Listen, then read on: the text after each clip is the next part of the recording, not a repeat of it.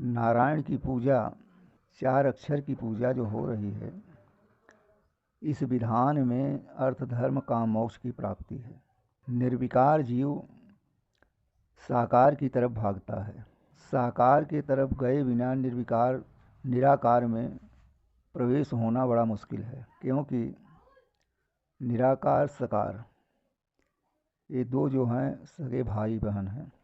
जैसे रात दिन, माता पिता, भाई बहन, प्रकाश और अंधेरा। इस जीवन में प्रकाश और अंधेरा ही है। मानव का जीवन जब तक वो जिंदा रहता है तब तक, चाहे वो भक्ति करे अथवा न करे, उसके जीवन में दोनों विधाएं आती हैं, प्रकाश और अंधकार। लेकिन जब जीव भक्ति की तरफ बढ़ता है, भक्ति मार्ग पर पैर रखता है, उसे प्रकाश दिखाई देता है। और जब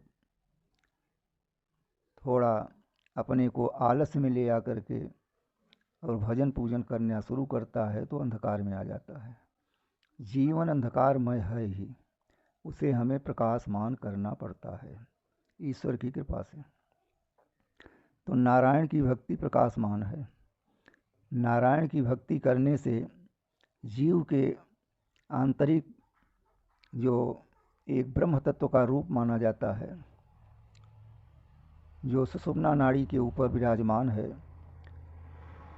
ब्रह्मरर्थ में वो निवास करता है, उसमें एक प्रकाश सा दिखाई देता है। वो प्रकाश मणि है।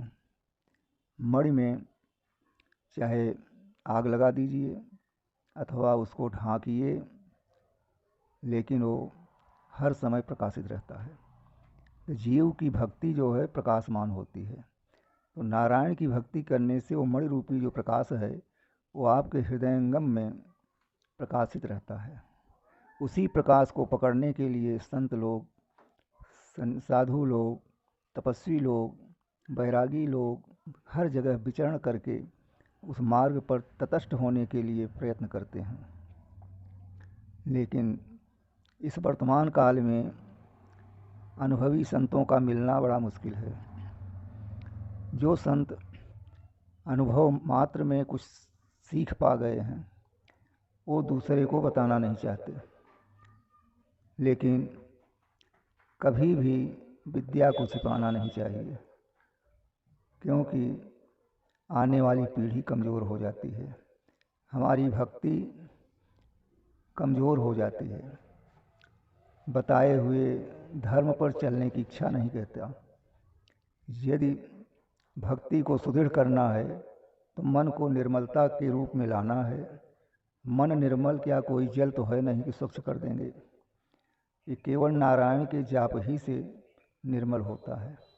जब उनकी तपस्या, उनका भजन, उनका जाप करेंगे तो आपका मन उन्हीं की कृपा से निर्मल हो जाता है। जब वो कृपा करेंगे तभी आपका मन निर्मल होगा। इस अवस्था में भक्ति की जाती है। भक्ति का माध्यम यही है कि जब मन निर्मल हो जाता है तो परमात्मा की प्राप्ति होती है। सनई सनई लगा रहने पर, निरंतर प्रयास करते रहते, जब भक्ति आपका अनुरागित हो जाता है, राग से दूर हो जाता है, तभी परमात्मा का दर्शन हो पाता है।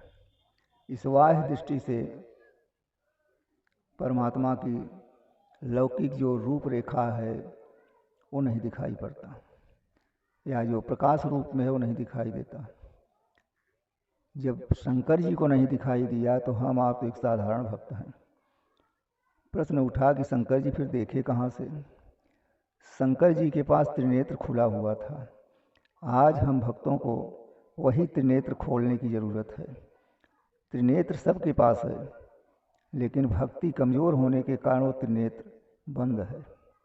जिस दिन वो नेत्र खुल जाएगा उस दिन आपको प्रकाश का रूप या नारायण का स्वरूप आपके हृदय में दिखाई देगा। यही है नारायण का दर्शन।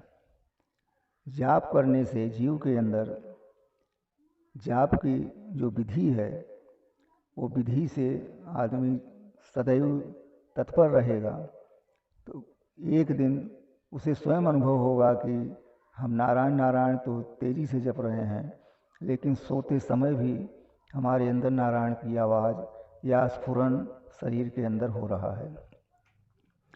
श्वास प्रश्वास का यही मतलब है। लेकिन श्वास के द्वारा जो होता है जाप, वो लगन हो जाने के बाद प्राप्त होता है। तो जब हम निरंतर नारायण नारायण का जाप करते रहते हैं और गुरुवाणी को विश्वास करके मानते हैं, तब हमारे श्वासों में 24 घंटे झंकार की तरह नारायण नारायण का आवाज़ स्वतः को मालूम होता है, वो कोई दिखावा नहीं है। अगर हमारे अंदर जाप में कमजोरी है तो हमें श्वास के द्वारा नारायण का नाम अनुभव नहीं होगा। जिस प्रकार से जीव परिश्रम करता है तो उसका फल मिलता है, उसी प्रकार से भक्त जब नारायण नारायण का जाप करता रहेगा तो उसे फल की प्राप्ति अवश्य में होगा।